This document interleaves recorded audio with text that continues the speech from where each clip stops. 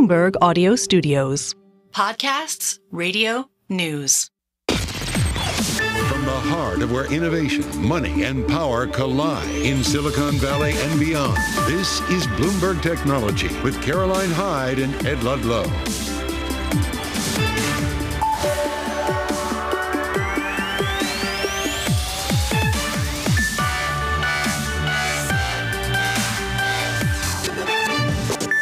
Live from New York and San Francisco, this is Bloomberg Technology.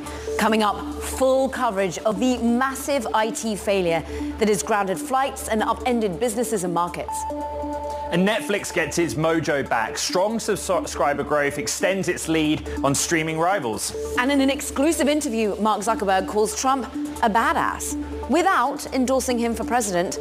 More on politics and tech ahead, but first, the market ramifications of the IT issues that have hit across from Asia to Europe to the US. And it was during European and Asian trading that we hit the hardest. I'm looking at the NASDAQ futures therefore, Ed, because actually we're only trading off by about 0.3% on the major benchmarks, but we did hit our lows at about 5 a.m. That was when we really started to worry about the global ramifications of one key company, Ed, that you're watching. Yeah, and it's CrowdStrike, and CrowdStrike is down big. A market leader in endpoint ransomware security put out a faulty patch or update, and that impacted Windows hosts around the world. Didn't impact Mac OS, didn't impact Linux if you're in that camp. But separately, coincidentally, there was also a Microsoft Azure outage. Both of those contributing to the downside in Microsoft stock.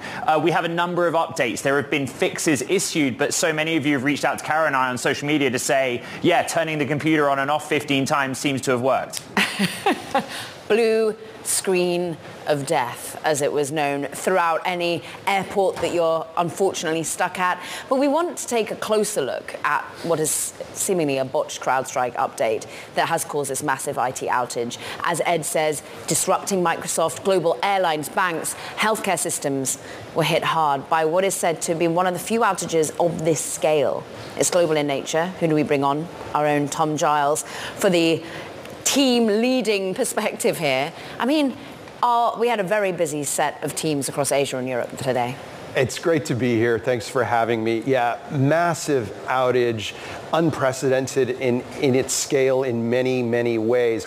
As Ed so succinctly summarized, there was this upgrade to CrowdStrike software. This is a cybersecurity team that many companies around the world, many businesses, many government agencies rely upon to monitor their systems and keep the intrusions out. There was an upgrade and it affected Windows systems around the world, and chaos has ensued. Okay, so Windows is the operating system designed and operated by Microsoft. Separately, there was a Microsoft Azure or cloud outage, which just confused things. This is the latest from Microsoft 365, basically saying that it appears Microsoft 360 apps, normal services have recovered. Again, there is ongoing issues. I mean, all you have to do, Tom, is go on social media and see the images of the dreaded blue screen that Caroline brought up. What also is interesting is how widespread industries were hit. Airlines, banks. What's our coverage telling us about that, the global nature of the disruption? Banks, UPS, so deliveries are disrupted, flights around the world. What this shows is the fragility of our global systems that are so reliant upon single vendors, and one particular patch can send things awry. And when you combine that with the ubiquity of Windows machines, they run something to the tune of 70% of the computers around the world. And then you, on top of that, add Azure, this cloud computing system that many companies, many businesses around the world rely upon for their cloud systems. This really put together a toxic cocktail of IT outages everywhere.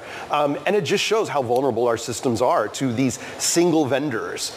Bloomberg's Tom Giles, Senior Executive Editor, leading our global coverage of technology. Later in the show, I promise we're actually going to get a little deeper on what endpoint security is. We have a brilliant technical guest, but the market reaction, let's talk about that and bring in Jordan Klein, tech media and telecom analyst at Mizuho, desk analyst. And my goodness, your phone must have been ringing off the hook this morning. What have investors basically been telling you about their concern or lack of concern?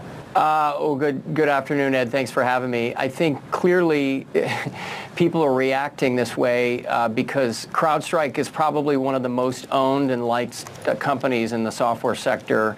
It's up almost 35-40% this year. There's very few companies in software that are up that much. And when you have one of these events, which thankfully wasn't a hack, it was an outage, and there's a huge difference, reputationally for the company. But when you have 2 weeks left in your quarter, they're a July ending second quarter, it makes people extra nervous that any disruption or problems closing business with new customers to make their estimates or their guidance could be at risk. And right now we're in a position where investors are looking for reason to sell tech and rotate into other lagging areas. And I think they're kind of using this to take risk off and, not worry whether this impacts their quarter. Jordan, I don't know how well versed you are in the market for endpoint security, but the IDC data shows that CrowdStrike has about a fifth of the market. Ironically, the number two in that market in terms of individual players is Microsoft. Both of them under pressure. How do you play that? Well, I think that's a good question. I don't really think that you play that in the view that one is going to lose a bunch of share or they both will. Because it's a outage and it's not a hack, that to me suggests you're not going to see a bunch of customers moving off of CrowdStrike or even Microsoft. Some people are, bidding up shares of SentinelOne. That's a stock that competes at endpoint with CrowdStrike, but I don't even know where they rank in the top, market share listings. Palo Alto is another, big competitor. They don't necessarily do all endpoint, but they do firewalls and cloud security, and that stock is gaining because people, I guess, assume they'll benefit. So at the end of the day, we'll have to wait and see what the implications or ramifications are. But I would advise investors, don't make any quick, snap, knee-jerk reactions in terms of buying or selling. And I'm more of a net buyer on this weakness as it relates to CrowdStrike. I think they'll come through fine in a couple of weeks. People won't even be talking about this. This is a big market cap impact, Jordan. What's interesting in your note is you bring up, look, are they on the hook financially in any way? How will we understand that from CrowdStrike as to whether or not their own clients either put off renewing or say, look, I've lost a lot of business here, where's the money? Yeah, that's a great question. I've talked to some people. We put out a quick research update from Mizuho research analysts. What I think is going to happen is you're not going to hear anything until they report their quarter. And that won't come until the quarter closes after the end of July. So it could be as much as a month until you don't really get an official update as to what they're liable for, if anything. We do not think their contracts are written such that they'll have to, basically pay these companies for lost business or revenue. But what's probably going to happen is to appease companies that were disrupted, they will give credits, meaning they will say, you're under contract and you owe us money, but we will give you a credit for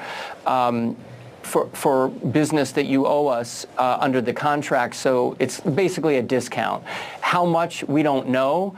But as soon as they can quantify that, I think the markets will like the clarity and they'll be more positively disposed once they can quantify what the impact will be. And I wouldn't imagine it's going to be any massive amount. And to that point, when you've got a $6 billion move on a market cap, maybe it's not as big as $6 billion. Maybe you can buy into some of this weakness, Jordan, that you're speaking of. How many people do you think, though, in this current environment of jitteriness, are willing to go long into a weekend such as this? We're going to find out as the market, we go into the afternoon and we see how this stock trades.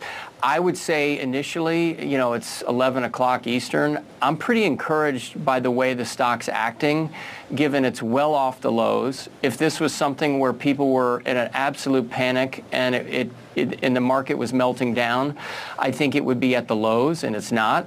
So I wouldn't be surprised if it continues to grind a bit higher.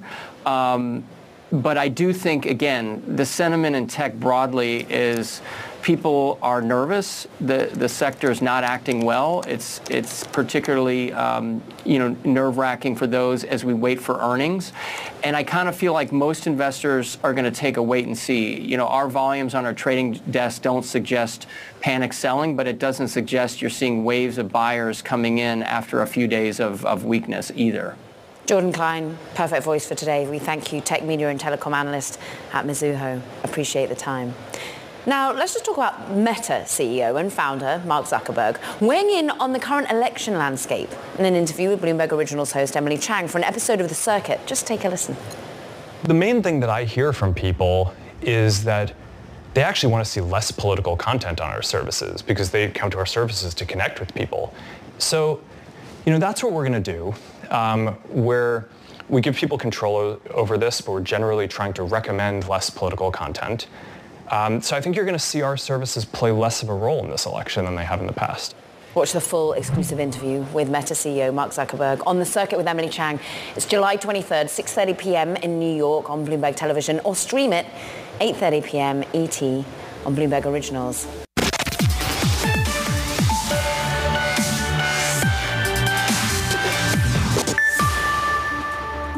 In terms of that member growth and churn, I'd say that the kind of outsized paid net ads in the quarter was primarily driven by stronger acquisition, a little stronger than we expected, but also very continued healthy retention in the quarter, and that's across all regions.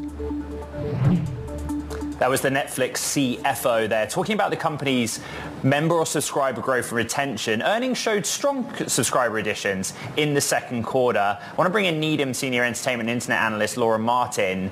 It's a situation where after hours stock go down, market open, stock go up, good subscriber numbers, concerning guidance. Which is more important for you, Laura? I think the subscriber number is in focus in both periods. So they over-delivered. They added 8 million subscribers. That was about twice the consensus. But then they had a very anemic subscriber growth number for the third quarter, and they talked about a tougher second half. So the answer is subscribers matter a lot, but subscribers like overall. And also the location of the subscribers is sort of suboptimal. Yeah. They're adding subscribers in the lowest ARPU, or what they call ARM, average revenue per user. And so that's actually, Wall Street doesn't like that either. And the biggest problem is they're going to stop giving us subscriber guidance and actually ARPU guidance in the first quarter of next year, and they just want to talk about revenue. And that's a really big problem because it's going to add volatility to the stock. Where the subscribers are, I find so interesting as well. So they talked about strength in Asia Pacific, and then in terms or context of the guidance, like currency impacts, particularly in Argentina, if you're covering this stock, where do you want to see subscriber growth? $16 ARPUs in America, you want to see them all there because it's like 2x. They pay twice as much in America compared to LATAM or APAC. Okay, so you want more expensive money being taken in from the more expensive clientele, but ultimately are they going to get that at the moment, Laura? Are we saturated? We're still trying to discern which streaming service I want to be using and which one should be merging. Yep. Well, and I really like I think the reason their churn is falling, like in America, they're saturated, as you say, is live. I think when they do these live fights and these live roasts and these exclusive live programming, it keeps people paying for the next month, because they really market these things, these exclusive live events. So I really I think their video game and advertising is very troubled here. Video games troubled, but I think live is a really interesting genre for Netflix to lower churn. Okay, so they need to be investing basically, because that takes a Herculean effort from a technological perspective, right? Yeah, and they're paying for NFL games, so they're joining the arms race in really expensive live sports programming, so that isn't great for your content budget, look ahead. Laura, we could go on and on about this entire environment, and we didn't even get to some of the discussion around the M&A today as well. Needham Senior Entertainment and Internet Analyst Laura Martin, always so spot on when it comes to this market analysis. Meanwhile, and we just want to turn our attention to another earnings today.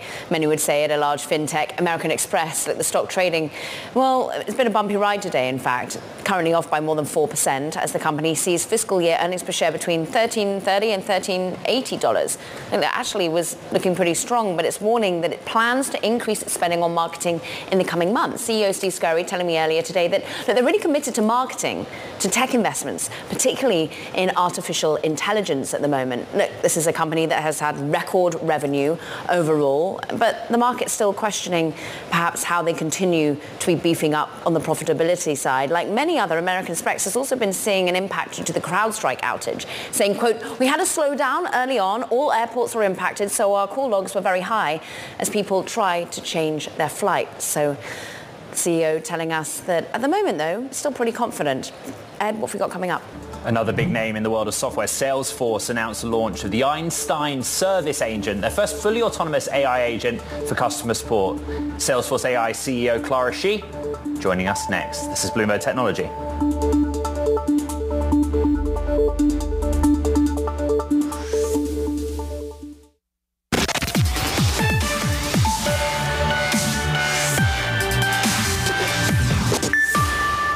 Okay, it's the growing field of AI. Salesforce recently announcing the launch of their Einstein Service Agent.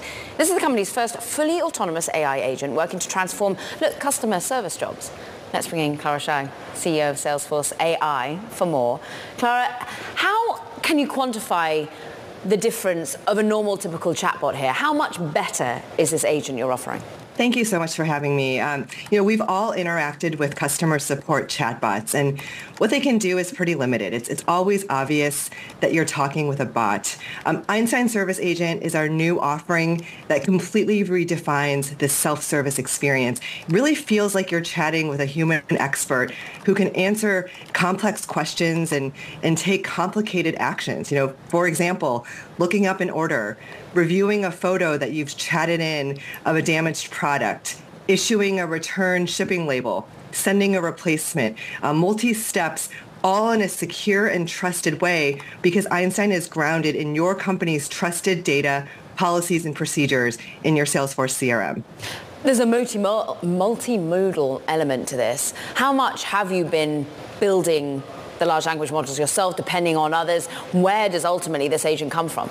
Well, we've been developing large language models since 2018. We acquired a company called MetaMind, and our Salesforce research group, they are one of the most prolific publishers of frontier research. That being said, we believe in an open architecture because we want to give customers choice when it comes to AI models. We recently launched our CRM leaderboard. It's the first LLM leaderboard specifically for sales, service, marketing, and commerce. And we found something amazing, which is first that small models, in some cases open source models, actually outperform the biggest, most expensive models on the market when it comes to a lot of enterprise tasks. The second thing that we learned is that the leaderboard is constantly changing week over week. And so we really feel it's important to support an open, vibrant ecosystem of models. Clara, good morning. It's Ed in San Francisco. Look, our lead story is the global outage, CrowdStrike, Microsoft. There's some 365 integration with different Salesforce platforms and offerings and your role across AI, but also cloud. What has the impact been on you and Salesforce and what's the response been, please? I have a number of friends who are stuck in the airport right now. I think nearly every industry around the world has been affected, Salesforce included, by the CrowdStrike issue. Our engineers are working with the CrowdStrike team around the clock to restore full access to our services. And just finally on that topic, you've long been in technology. How does this event rank, in sort of technological disruption or outages you've seen in your career? I think there's that's an inevitability when it comes to technology, and it really underscores the importance of working with trusted partners. I mean, trust is Salesforce's number one value, and we very much pride ourselves in our uptime, partnering with many customers, specifically in AI, AAA, Air India, OpenTable. These are companies that really help run the world, and so we take that trust, security, reliability, and performance very seriously. Clara, there's going to be quite a few friends of yours at airports and many others who are desperately trying to get hold of a real person right now on the phone rather than a chatbot. And I'm wondering how long that will be inevitable. You, in many ways, do transfer conversations with this new AI agent to a human if perhaps it just gets out of the capability of the agent. How often is that likely to happen, do you think?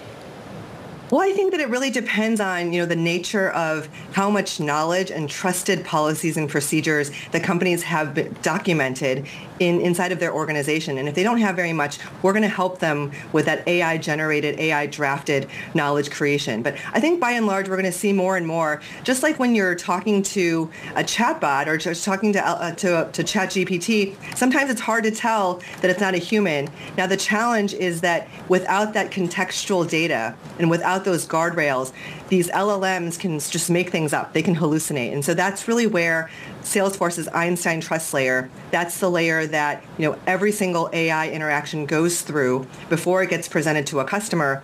That's so important to make sure that it's trusted, reliable, and accurate. Clara, our audience has kind of followed the rollout of what Einstein is doing and what Salesforce has done in the domain of sort of generative AI tool quite closely. You must benchmark against other similar platforms or products. What have you learned about performance, essentially, against what else is out there? Well, it's such a great question. It's something that we're constantly benchmarking. I mentioned our CRM large language model leaderboard earlier. And we found that, there's really three critical ingredients to success when it comes to enterprise AI. First and foremost is trust. Making sure that you have data privacy, data security, ethical guardrails built in. Again, this is our Einstein Trust Layer, everything from citations to audit trails to observability, monitoring, and data masking. The second ingredient is having the right context. If you don't give the LLM enough context, it'll just make things up. Now, you think about our customers, they've been putting their trusted data and their trusted business processes, policies, and procedures into Salesforce for the last 25 years. And with the introduction of our Data Cloud product, now we have that trusted data across the entire enterprise of siloed systems. We're bringing that together. And so that context is critical to accuracy, reliability, and really the usefulness of the AI. And then the third ingredient is empowerment and helping bring every employee at an organization along for this AI learning journey, which is never ending. And I'm really proud of the work that we've done with Trailhead. We've open sourced all of the courses that we developed for our internal employees to get smart on AI. Clara Shai, CEO Salesforce AI, great to have you back on the show. Thank you. Coming up, we're going to get back to that massive IT outage around the world and disruption in all sorts of industries with a key name and an expert.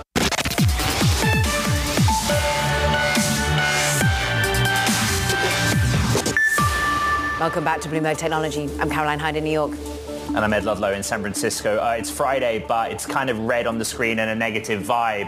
Actually, declines on the NASDAQ 100 have kind of accelerated in the last 20 minutes or so. The top story, you know what it is, the global IT outage. Many of you are either at home or in your office trying to deal with the dreaded blue screen. CrowdStrike is down 8.5%, off session lows. A point that Jordan Robinson of Mizuho made earlier, or Jordan Klein, of Mizuho made earlier, is that in terms of volumes trading, this doesn't suggest panic selling. There aren't buyers coming in either, Caro. Microsoft softer 0.6%.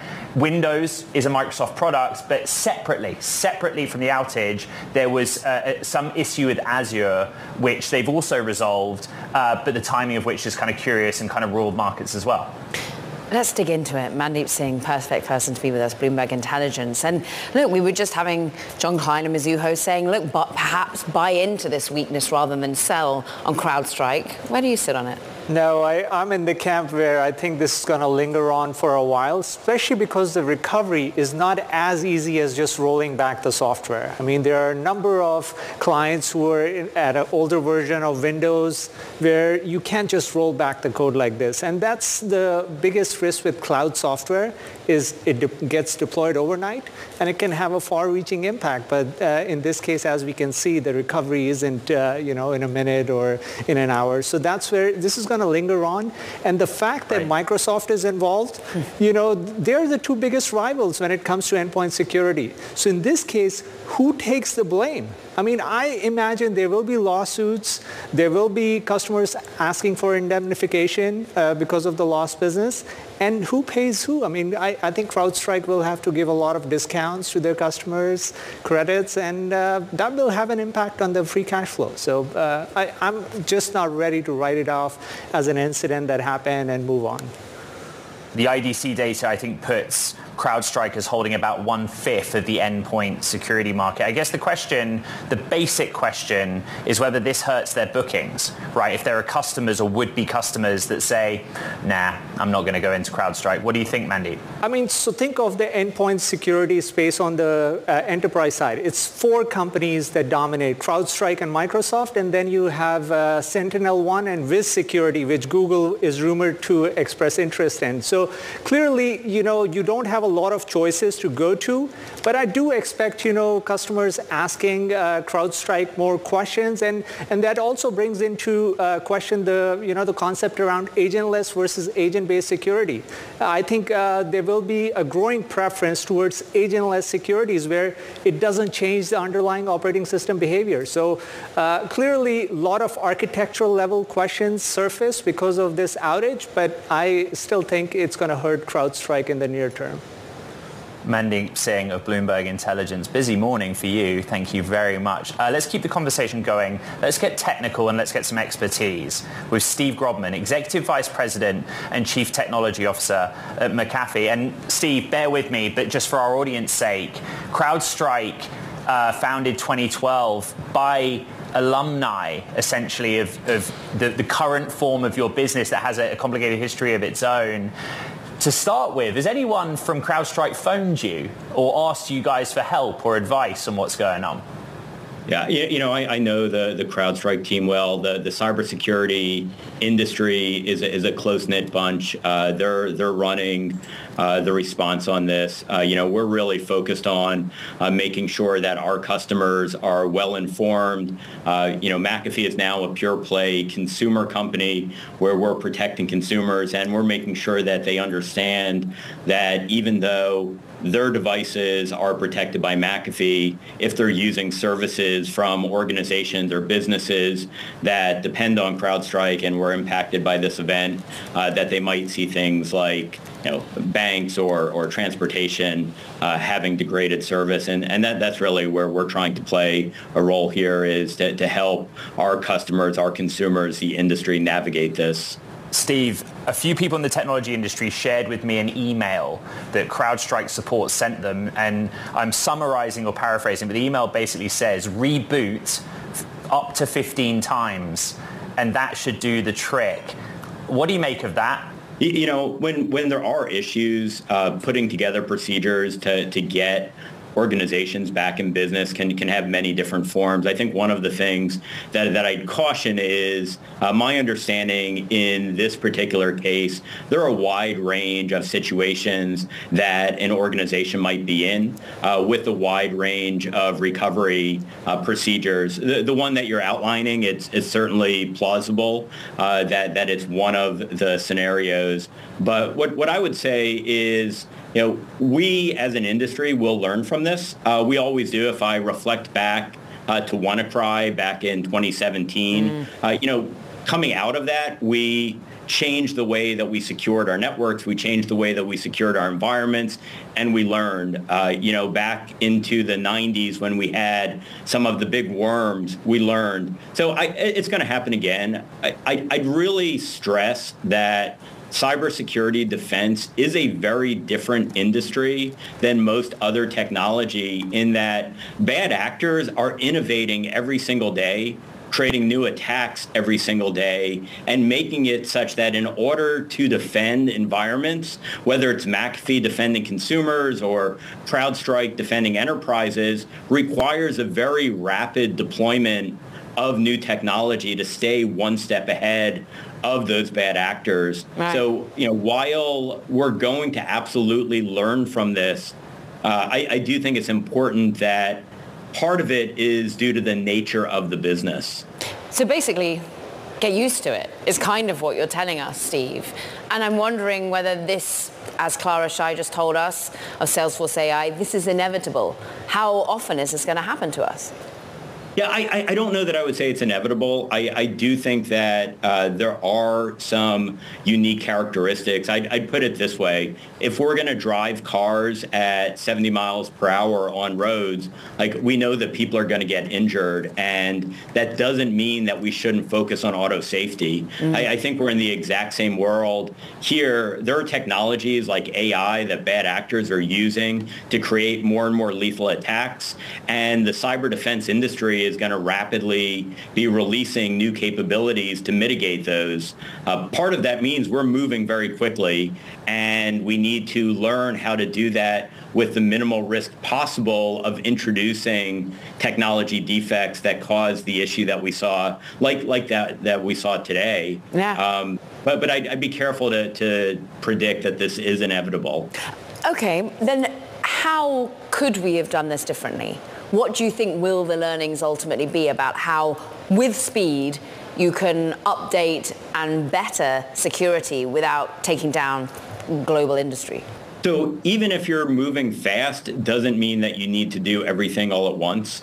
So when organizations roll out protection, doing it in a phased fashion, I know that that's generally the best known practice, but some of the underlying details of exactly how that's done, those are things that the industry is going to learn, polish, create some new procedures. I do think it's important that we don't overreact to this, where if we start putting too many controls on the ability to rapidly mitigate defenses and attacks, we could be in a much worse situation. So on a positive side, we understand this issue very well. We understand the guidance that organizations can have to get back in business.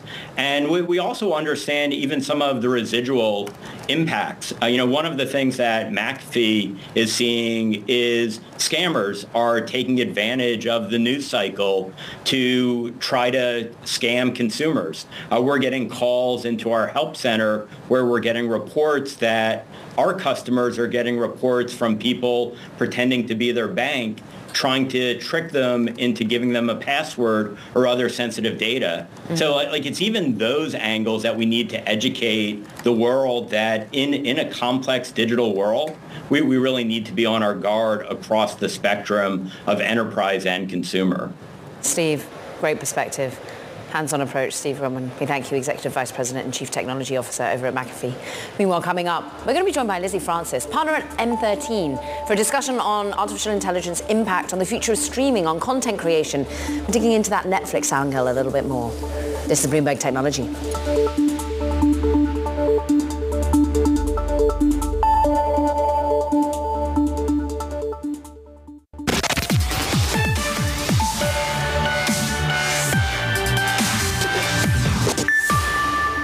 I think that AI is going to generate a great set of creator tools, a great way for creators to tell better stories. And one thing that's sure, if you look back over 100 years of entertainment, you can see how great technology and great entertainment work hand in hand to build great big businesses.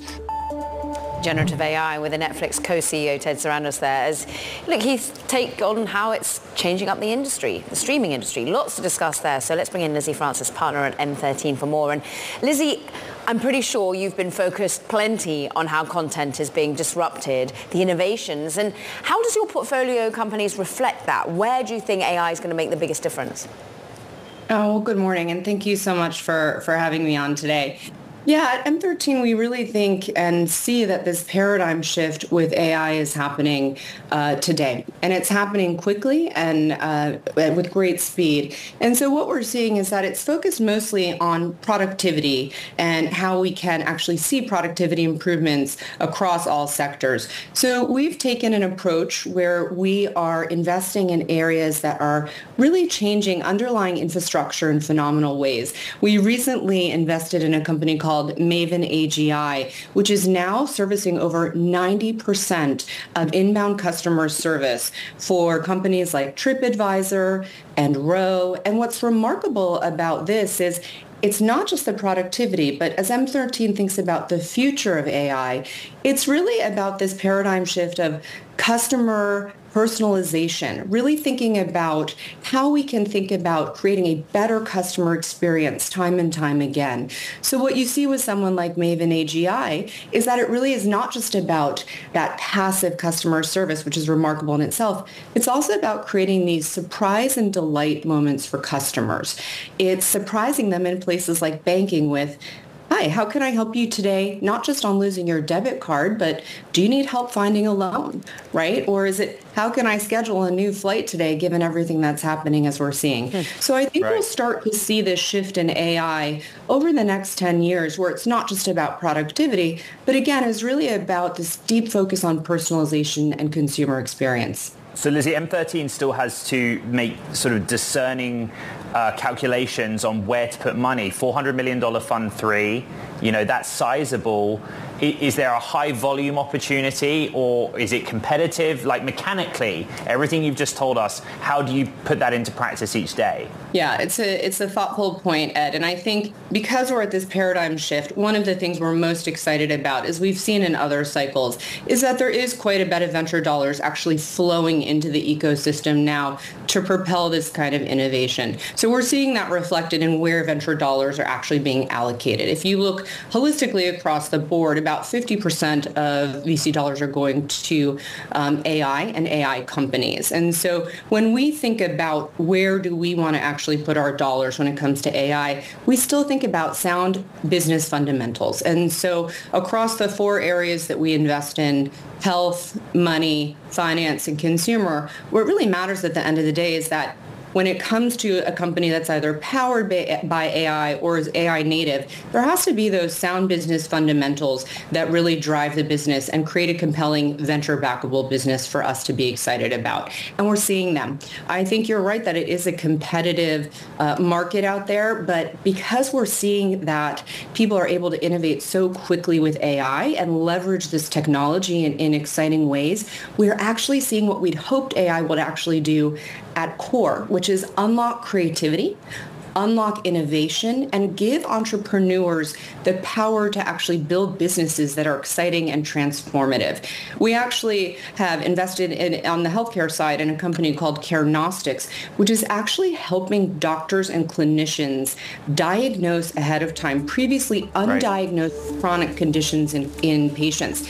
Now you can see that doctors and clinicians can actually provide better patient care and think about the actual patient experience. Lizzie Francis, partner at M13, thank you very much.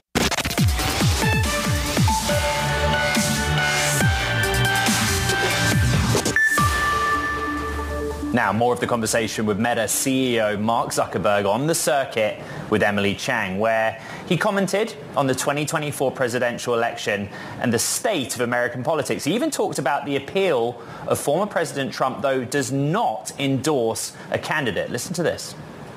I want to talk about the 2024 presidential election. Okay.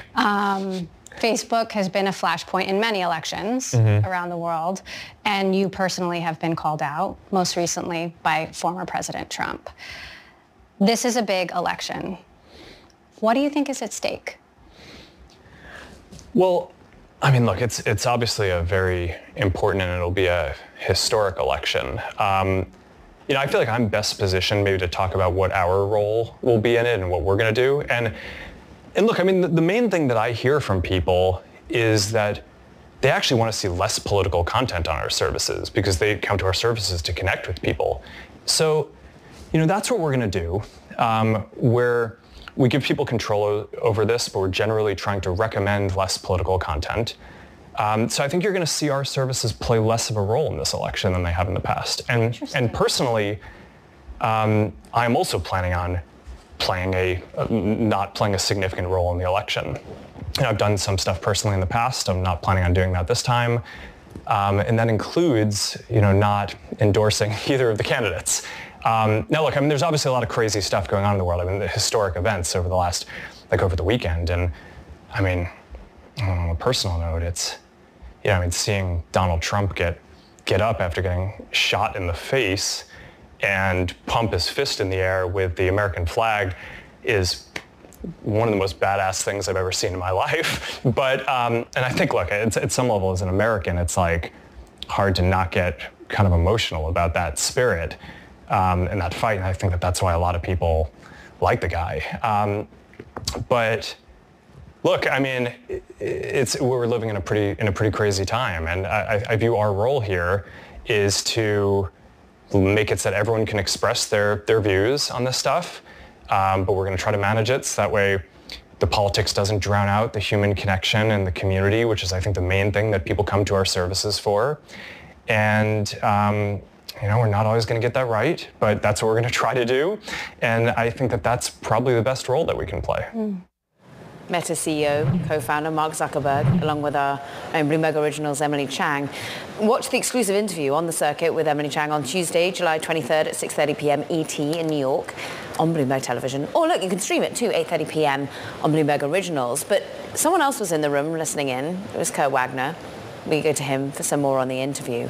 And it felt as though there was a very clear signal that don't expect from Mark Zuckerberg, at least, any endorsement, even though we might hear it from others in Silicon Valley and beyond.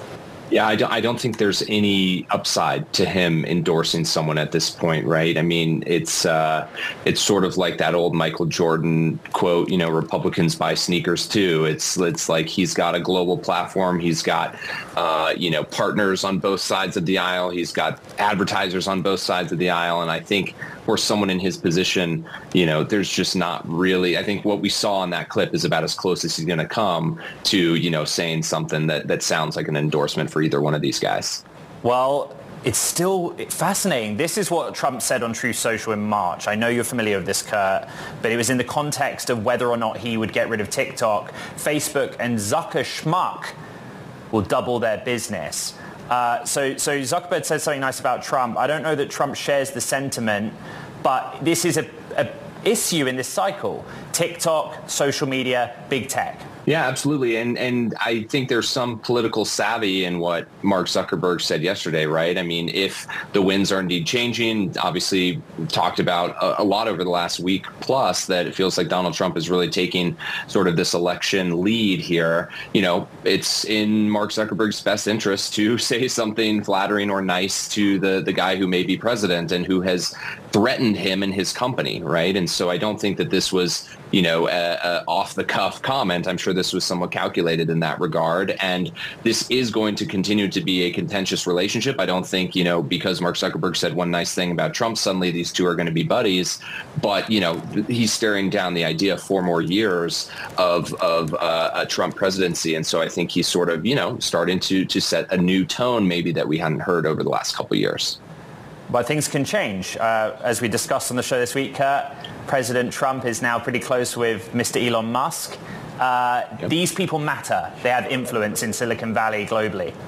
They do. I mean, not only do they have the money, right? We talked about what Elon's doing in terms of his political donations and how impactful that can be, but they just have such a cultural influence over, they have fans, right? These are celebrity CEOs. And when they come out and say, in Elon's case, I endorse Trump, I'm giving money to Trump, that has a ripple effect to a lot of people who admire and respect what Elon says. And I think Mark Zuckerberg is the same way with a different audience, right? So these guys have such influence. That's why we care about what they say when it comes to politics. Bloomberg's Kurt Wagner in the room for a seriously important interview, Caro. Yeah, and meanwhile, that does it for this edition of Bloomberg Technology. What a week it has been, Ed.